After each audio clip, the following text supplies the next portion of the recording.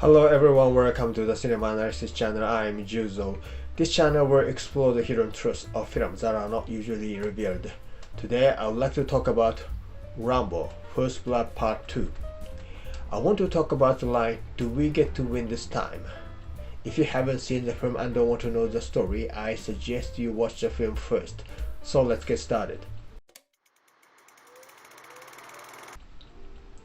The reason this film was made was because Rambo didn't have to die in the previous film. Rambo was killed in the original story First Blood by Colonel Trudman, his former superior officer, Sam Trudman. This Sam means Uncle Sam, the United States of America. Rambo and the United States who raised him killed each other, which led to his death. A parricide story. Since Rambo accepted the colonel's persuasion and was arrested, he didn't have to die. So this sequel was made. The script was written by James Cameron and Sylvester Stallone.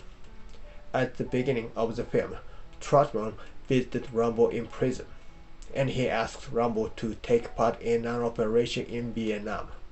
So Rambo asked him, "Do we get to win this time?" There's no difficult word in that sentence. Even children know all of them. But it is a difficult expression. It may depend on how you interpret it. I had an AI work out this sentence.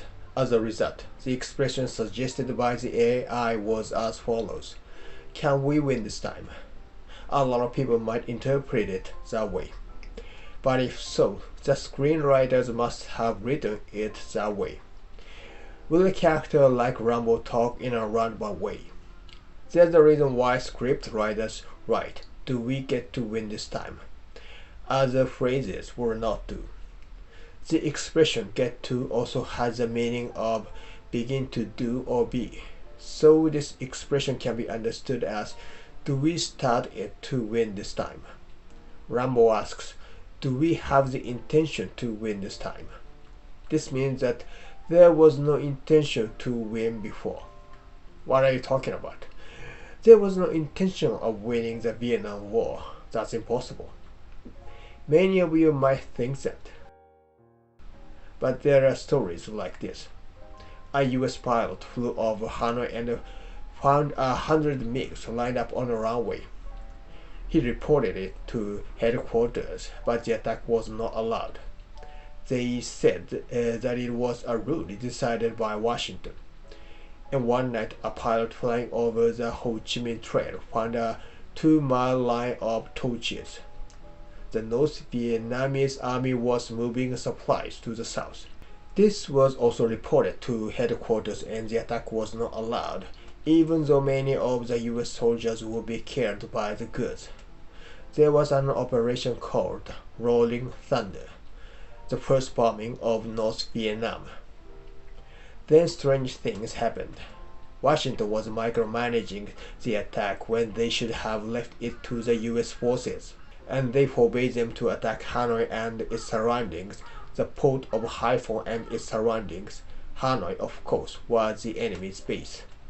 Haiphong is an industrial city where war material was produced and shipped from its port. Orders were given not to attack these areas. Why did they do such a stupid things? Surely it's because they didn't want to win. If winning was not the aim, what was it? The longer the war, the more war goods will be consumed. The profit of the military industry increases. Why did the US lose? Was it because the US was weaker than Vietnam, or because they didn't want to win? Which do you believe? Rambo realized that the US government had no intention of winning. His fears came true. When Rambo first met Marshall Murdoch, the character played by Charles Napier, he had already sensed an evil premonition. When Murdoch said he wanted a cold drink, one of his men opened the side of the vending machine and took out cans of soda without paying any money. And they never offered Rambo or Trotman a drink. The treatment of food and drink is an important way of showing the humanity of the characters. This casual scene implies that you shouldn't trust Murdoch and his people. And the mission is to take pictures, and rescuing prisoners is not allowed if you find them. Murdoch frowned when he heard Trotman describe Rambo as a pure fighting machine with only a desire to win a war someone else lost. And if winning means he has to die, he'll die. No fear, no regrets. The man Murdoch trusts is a man who simply obeys his orders. The plane taking Rambo to the location takes off. Murdoch's behavior on the runway shows that he doesn't want the prisoners to be found. It is implied that he is hiding something. As Rambo attempted to parachute, an accident occurred, and his life became unknown. Murdoch tried to abort the mission. Trotman protested and made him promise to send a helicopter to the rendezvous point. What an absurd story. He was supposed to pick up Rambo, who had been sent to the battlefield. He didn't even want to do that. Murdoch had a bad feeling that Rambo would do something unnecessary. The premonition came true in the end. Working with local agent called Bao, Rambo finds the POWs. Although the mission was only to take pictures, Rambo rescued one of the POWs and went to the rendezvous point. Murdoch, knowing that Rambo has taken a POW, orders his men to abort the mission. Colonel Trotman is furious. It became clear that Murdoch had no intention of rescuing any POWs. It was best that there were no POWs. If there were, he wanted to hide that information. He says something like this: "If some POW shows up, there might be another war all over again. Do you think anybody asked billions of dollars for a couple of forgotten ghosts?" To which Trotman shouts, "Men who died for their country." This is an extremely important scene. The episode up to that point is exactly the same as the Vietnam War. As I've explained, the US government or the people in power had no real desire to win the war. Their real purpose was to continue the war as long as possible. It will benefit the military industry, and some people in power will benefit from it. The real purpose is being covered up. Ostensible reasons are spoken in a loud voice. If one country goes over to communism, the other countries will follow. This was said by Eisenhower, the ex-president of the USA, and was later called the domino theory. In the beginning, the idea was really believed, but later it became a strained interpretation. In the name of justice, which the country carried, the young were sent to the battlefield. 10% of the soldiers were killed, and many more were physically and mentally injured. Not less people live with trauma. The filthy intention of the ruling class deceived the poor people and made them victims. That was the truth of the Vietnam War. What about the POW rescue operation this time?